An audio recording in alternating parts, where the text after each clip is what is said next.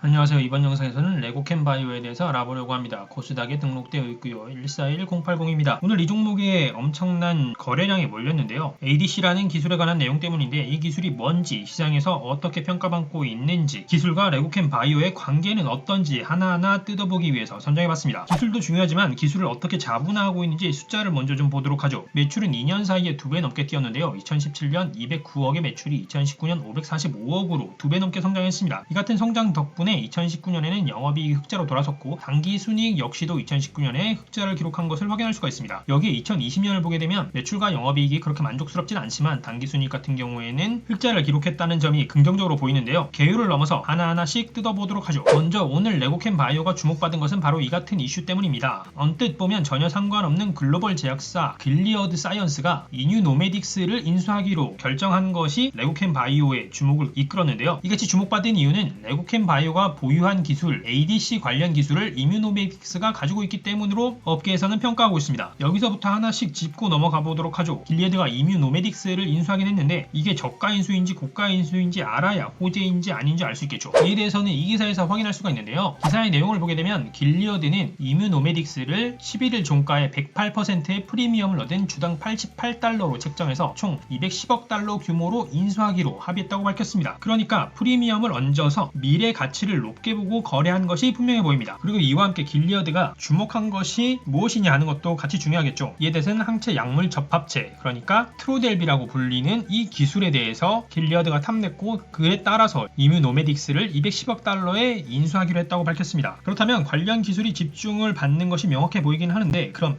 이 트로델비와 ADC에 대해서 좀 더 알아보도록 하죠. 먼저 트로델비에 대해서 알아볼 수 있는 이 기사의 내용을 좀 살펴보도록 하죠. 트로델비의 경우에는 고형암 분야에 적용될 수 있는 의약품입니다. 전이성 3중 음성 유방암 치료제인데요. 이에 대해서 지난 4월에 조건부 허가를 받았고 7월에는 패스트트랙 약물로 지정도 받았다고 합니다. 이게 실제로 효과가 있었는가 하면 트로델비 치료군, 그러니까 트로델비로 치료받았던 사람이 치료 이후에 치료를 진행하지 않은 생존기간이 5.6개월이라는 중앙값을 가지고 있는데 기존의 화학요법 같은 경우에는 1.7개월이라고 하니까 기존의 화학요법 대비 굉장히 좋아진 결과를 확인할 수가 있습니다. 사실 이까지 보더라도 결과론적인 이야기 말고 정확하게 ADC에 관련해서는 이해가지 않는데요. ADC에 대해서 좀 더 살펴보도록 하죠. 이 내용은 ADC에 대해서 좀 더 이해를 깊이 할 수 있는 내용인데요. 대중적으로 쉽게 쓰여지기도 했습니다. ADC는 항체 약물 접합제, 그러니까 영어로 하자면 안티바디 드러그 컨주게이트의 약자로 말 그대로 안티바디, 항체, 드러그, 약물, 컨주게이트, 접합체입니다. 이 기사가 상대적으로 쉽게 설명되어 있는데 항체는 저희가 이야기 쉽게 좀 더 풀어서 설명을 해보면 표적을 찾아가는 내비게이션이라고 할 수가 있고요. 그리고 이 약이 표적에 대해 작용하는 것이라고 할 수가 있는데 중요한 것은 이 약과 이 항체를 연결하는 링커라고 합니다. 그러니까 접합체, 컨주게이트가 중요한 부분인데요. 이게 중요한 이유는 기존에는 타깃 암세포의 항체가 도달하지도 않은 가운데 중간에 약물이 다른 정상적인 세포에 침투를 하게 되면서 부작용을 일으켰고 이로 인해서 치료 효과가 높지 않았던 것이 사실이라고 합니다. 하지만 이 링커의 역할에 따라서 적절하게 작용할 수 있게 된 것인데요. 이에 대한 레고캠 바이오의 이슈도 한번 확인해 보도록 하죠. 이 기사 역시 레고캠 바이오의 ADC 기술에 관한 기사인데요. 레고캠 바이오의 ADC 기술은 컨주얼이라고 불린다고 합니다. 레고캠 바이오의 컨주얼 같은 경우에는 약물이 특정한 곳에서만 방출되도록 하는 링커 기술인데요. 이 기술을 통해서 세계 최대 규모의 ADC 학회에서도 수상을 하기도 하는 등 기술성을 글로벌하게 인정받고 있다고 합니다. 여기에 더해 이 기술을 플랫폼이라고 하는 이유를 보게 되면 기술을 활용을 해서 항체를 바꿔가면서 항체별로 개별 최적화를 시켜서 기술 수출이 가능한 것으로 보이는데요. 따라서 플랫폼 기술이고 이를 바탕으로 연구활동을 통해 새로운 기술 이전이 가능하다고 보고 있는 것으로 보입니다. 또한 이 같은 기술이 글로벌하게 어떤 가치를 평가받고 있는지를 좀 더 확인을 해보게 되면 길리어드가 발표한 날 머크 역시도 시애틀 제네틱스와 함께 5조 원 규모의 공동 개발 계약을 체결했는데요. 이 공동 개발 계약의 목표가 ADC 치료제 후보 물질을 병용 상중 음성 유방암 치료제 개발을 위해서 연구하기 위한 계약으로 보입니다. 여기에 더해 머크는 계약금으로 6억 달러를 지불하고 그 이후에도 기술료를 지불하는 것은 물론 시애틀 제네틱스의 주식을 인수하기로 했는데 전 거래일 종가보다 33%나 높은 가격으로 인수하기로 했다고 밝혔습니다. 뿐만 아니라 길리어드도 저희가 앞에서 본 것처럼 이뮤노메딕스의 인수를 밝혔고 머크는 위의 거래뿐만 아니라 바이오 벤처에 대한 투자를 통해서 독점 권리를 확보하는 것도 있다고 합니다. 사실 엄청난 이슈가 많이 터진 것으로 보이긴 하지만 신기하게도 9월 15일에 맞춰서 주요 이슈가 많이 부각된 것이 좀 독특해 보이긴 했는데요. 바이오에 거품이 끼어 그렇건 아니건 어쨌거나 시장에서 주목을 하고 있는 기술이 ADC라는 기술이 맞는 것으로 보이고, 이 기술의 레고캠 바이오가 역량을 보유하고 있는 것은 사실로 확인되는 부분이 충분히 있습니다. 기술과 시장이 아무리 좋다고 하더라도 돈 관리를 잘 하면서 돈을 벌어들이는 것은 별개의 문제일 수 있으니까 숫자도 좀 확인해 보도록 하죠. 먼저 회사의 개요를 보게 되면 2019년 사업보고서 같은 경우에는 레고캠 제약이 자회사로 있다고 밝히고 있고요. 주요 사업의 같은 경우에는 의약, 화학, 그리고 합성 신약을 연구하고 개발해서 이것을 판매하는 것이 주요 사업이라고 밝히고 있습니다. 이에 따른 매출 구조를 보게 되면 먼저 두 가지 부분으로 나뉘어지는데요. 신약 연구 개발 부분이 있고요. 의약 사업 부분이 있습니다. 이 중에서 ADC 관련 매출을 보게 되면 아직까지 매출이 크지는 않은 것으로 확인됩니다. 신약 전체 부분에서는 2019년 기준으로 13% 정도밖에 차지하지 못했는데요. 여기에 더해 신약 부분과 함께 의약 사업이 있다는 것을 감안해 봤을 때 ADC 원천 기술이 레고캠 바이오의 주력 상품이라고 하기에는 적어도 2019년까지를 기준으로 봤을 때는 그렇게 판단하기 어려운 부분이 많습니다. 오히려 2019년까지 중점적인 매출로 보게 되면 항섬유화제가 신약 부분에서도 83%, 그러니까 신약 부분의 대부분을 차지하고 있기 때문에 주요한 매출이라고 볼 수 있을 것 같고, 과거에도 보게 되면 60% 이상을 차지하기도 하는 등 주요한 매출은 항섬유화제였던 것으로 보입니다. 최근에는 어떤지 궁금한데 최근을 보기 전에 일단 숫자를 좀 더 살펴보고 가도록 하죠. 앞에서 본 것처럼 매출은 크게 상승하고 있었는데 여기에 중요하게 영향을 끼친 것은 앞에서 살펴본 것처럼 2019년의 경우에는 항섬유화제의 매출이 중요하게 영향을 끼친 것으로 보이고요. 어쨌거나 매출의 증가로 인해서 영업이익이 흑자로 전환하긴 했는데 절대적인 고정비 수준의 비용을 넘는 매출이 드디어 나오기 시작한 것 아닌가 추정해봅니다. 이게 매출 원가를 기준으로 해서 매출 원가율을 보게 되면 좀 더 이 같은 추정에 고개를 끄덕일 수가 있는데, 17년에는 매출 원가 대비 매출액으로 볼 수 있는 매출 원가율이 70%에서 18년에는 76%까지 치솟았습니다. 하지만 19년에는 30% 수준으로 내려앉았는데요. 매출 원가의 금액으로 보자면 크게 상승하지 않았던 반면 매출, 그러니까 영업수익을 보게 되면 굉장히 크게 상승한 것으로 봐서 특정 수준까지의 고정비가 굉장히 큰 것으로 보이고 그 이후의 변동비는 작은 것으로 보이는데, 그 고정비의 수준을 넘어선 것이 2019년의 매출이 아닌가 싶습니다. 그 외에는 18년에 연구개발비가 크게 성장한 것이 눈에 띄고요. 그리고 19년에는 판관비가 많이 성장한 것이 눈에 띄었습니다. 하지만 이 같은 상승도 전체 매출의 상승과는 따라올 수 없는 수준이었기 때문에 영업이익이 흑자로 돌아서는 것을 막지는 못했고요. 여기에 영업 외 활동을 보게 되면 일단 기타 비용은 전년 대비 많이 줄었고 금융수익이 많이 늘어난 것을 확인할 수가 있는데요. 기타 비용이 줄어든 것 같은 경우에는 18년에 무형자산의 손상차손이 100억 넘게 기록되어서 전체 기타 비용의 대부분을 차지했었지만 이 같은 비용이 없어지게 되면서 기타 비용이 줄어든 것을 확인할 수 있었고요. 금융수익의 같은 경우에는 19년에 투자사에 대한 평가 이익이 40억 가까이 기록되면서 금융활동에 플러스를 만들어냈습니다. 이렇게 영업 외 활동도 플러스가 되다 보니까 당기순이익 같은 경우에는 영업이익보다 더 큰 125억 수준의 당기순이익을 기록할 수 있었고요. 이어서 재무상태표도 보게 되면 자산은 증가하고 있는데 이 중에서 유동자산의 증가폭이 크다는 것이 눈에 띕니다. 그 중에서도 현금성 자산이 많이 늘었는데요. 현금성 자산이 전체 자산에서 절반 정도를 차지하는 수준이라는 것이 매우 인상 깊게 보였고요. 이 같은 것을 보자면 적어도 2019년 말까지는 현금 부자 기업이라고 표현할 수도 있을 것 같습니다. 부채도 함께 보게 되면 부채는 자산에 비하면 크게 늘어나고 있다고 보기는 어려운데, 다만 19년의 변화 중 눈에 띄는 것이 있다고 하면 장기 차입금이 19억 늘어나는 것이 눈에 띄고요. 자본 계정도 보게 되면 18년까지는 누적적으로 계속해서 손실을 기록하고 있었기 때문에 결손금이 많이 누적된 것이 눈에 띄긴 하지만 부채 비율도 안정적이고 다른 부분에서도 재무적으로 안정되어 있다고 볼 수가 있을 것 같은데요. 코로나 시국의 반기 보고서에는 어떻게 흘러가고 있는지 함께 살펴보도록 하죠. 무엇보다 먼저 ADC 매출이 기록되어 있는 매출의 구성을 반기 보고서에서도 먼저 보게 되면 ADC 매출이 크게 늘어난 것을 확인할 수가 있습니다. 사실 앞에서 확인한 기사의 내용도 대개가 2020년의 내용이었던 만큼 실제 매출도 2020년에 발생하고 있는 것으로 보이는데요. 여기에다가 비교 대상이 전년도의 연간 기준의 매출이라는 것을 감안하자면 반기 기준의 매출이 전년 연간 기준을 훨씬 뛰어넘은 지금의 ADC 원천 기술 매출은 굉장한 성장세에 있다고 볼 수가 있습니다. 이 같은 것은 신약 부분에서만 76%의 비중을 차지하는데 의약 사업과 합친다고 하더라도 전체에서 30% 내외의 비중을 차지하게 될 것으로 보이고요. 앞에 기사에서 대표의 인터뷰에 살짝 언급이 되긴 했었는데 ADC 기술이 실제 약의 매출과 함께 상승하는 모습을 드디어 그려가고 있는 것 아닌가 싶기도 합니다. 그리고 사업보고서에 이어서 반기보고서에서도 재무상태표부터 보게 되면 일단 자산이 줄어든 것이 눈에 띄긴 하는데 자산만 줄어든 것이 아니라 부채와 자본 모두 줄어들었습니다. 이는 2020년에 레고캠 제약이 자회사에서 제외되면서 연결재무가 아닌 개별재무제표가 되면서 각 계정의 가치가 조금씩 줄어든 것이 전체 총계 줄어드는 것에 영향을 끼쳤는데요. 재무상태표에서는 이처럼 자회사가 제외되면서 실제 연속성을 가지고 가지고 숫자를 보기에는 조금 어려운 부분이 있어서 연속성을 가지고 있는 손익계산서를 좀 더 살펴보도록 하죠. 누적 기준으로 봤을 때는 매출이 소폭 감소했는데 분기 기준으로 보게 되면 매출이 꽤나 늘어나는 것을 확인할 수가 있습니다. 2분기에 매출이 늘어나면서 전체 매출 감소폭을 꽤나 둔화시킨 것으로 보이고요. 매출의 경우는 이렇지만 원가율로 보게 되면 전혀 다른데요. 매출 원가를 보게 되면 누적 기준으로도 정확하게 보이고 분기 기준으로 봤을 때도 매출이 더 많은데도 불구하고 원가가 더 작다는 것을 확인할 수가 있습니다. 실제 원가율이 누적 기준에서는 2019년에 61%에서 2020년에는 39.9%로 감소했는데 분기 기준으로 보자면 30% 수준의 원가율을 기록했습니다. 다만 이렇게 안정적인 매출 원가의 구조를 잡았기 때문인지 연구개발비가 크게 늘어난 것을 확인할 수가 있고요. 하지만 이와는 또 다르게 판관비의 경우에는 감소한 것을 확인할 수가 있습니다. 이 감소한 내용을 보게 되면 급여를 비롯한 복리 후생비 등 인력 투자 비용의 큰 감소와 함께 지급 수수료 등에서도 2억 원 이상 감소했고 정확히 알 수는 없지만 기타 비용에서도 4억 이상 감소하는 등